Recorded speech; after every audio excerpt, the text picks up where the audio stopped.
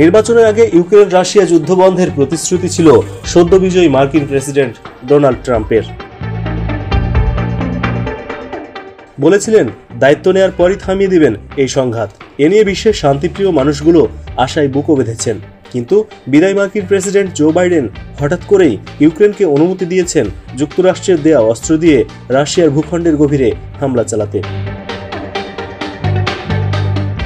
মার্কিন দুই কর্মকর্তা ও একটি সূত্রের বরাত দিয়ে একথা জানিয়েছে আন্তর্জাতিক গণমাধ্যমগুলো। সূত্রগুলো বলছে ইউক্রেন সামনের দিনগুলোতে দূরপাল্লার হামলা চালানোর পরিকল্পনা করছে, তবে অভিযান সংক্রান্ত নিরাপত্তা উদ্বেগের কারণে তারা এই হামলা সম্পর্কে বিস্তারিত কিছু জানায়নি। হোয়াইট হাউসও এ বিষয়ে মন্তব্য করতে রাজি হয়নি। মার্কিন অস্ত্র দিয়ে রাশিয়ার সীমান্ত সংলগ্ন অঞ্চল থেকে দেশটির ভূখণ্ডের গভীরে সামরিক স্থাপনায় হামলা চালানোর অনুমতির জন্য কয়েক মাস ধরে অনুরোধ করে আসছিল ইউক্রেন। সম্প্রতি নিজেদের বাহিনীর সম্পূরক শক্তি হিসেবে রণক্ষেত্রে উত্তর কোরিয়া সেনা মোতায়েন করেছে রাশিয়া। এ নিয়ে ওয়াশিংটন ও কিয়েভ উভয়ে শঙ্কা প্রকাশ করেছে। এমন পরিস্থিতিতে নিজেদের দেওয়া অস্ত্র দিয়ে রাশিয়ার গভীরে হামলা চালানোর অনুমতি দিয়েছে ওয়াশিংটন। রাশিয়ার ভূখণ্ডের গভীরে প্রথম হামলা সম্ভবত ATACMS রকেট দিয়ে চালানো হবে।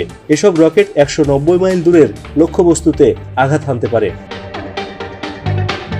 যুক্তরাষ্ট্রের অস্ত্র ব্যবহার করে ইউক্রেনের হামলার বিষয়ে হুঁশিয়ারি দিয়েছে রাশিয়া। এমন সিদ্ধান্তকে বড় ধরনের উস্কানি বলছে দেশটি।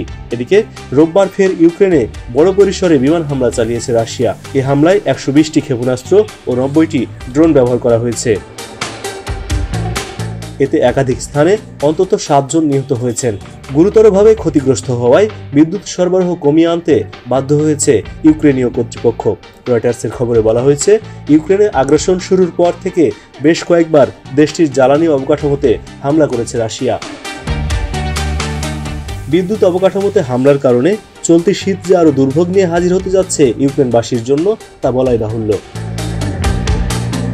ডোনাল্ড ট্রাম্প আগামী 20 জানুয়ারি শপথ গ্রহণ করবেন। এর 2 মাস আগে যুক্তরাষ্ট্র এমন সিদ্ধান্ত নিল। এর ফলে ইউক্রেন রাশিয়া সংঘাত নিয়ে ওয়াশিংটনের নীতিতে বড় ধরনের পরিবর্তন আসতে যাচ্ছে কি? ক্ষমতা নেওয়ার পর ট্রাম্প বাইডেনের সিদ্ধান্ত পরিবর্তন করবেন কিনা তা স্পষ্ট নয়। ইউক্রেনকে যে পরিমাণ আর্থিক ও সামরিক সহায়তা দেওয়া হচ্ছিল, ট্রাম্প দীর্ঘদিন ধরে সেটার সমালোচনা করে আসছিলেন। এখন দেখতে হবে আসলে কি কথা রাখবেন ট্রাম্প। এস এম বাবু, এশিয়ান পোস্ট।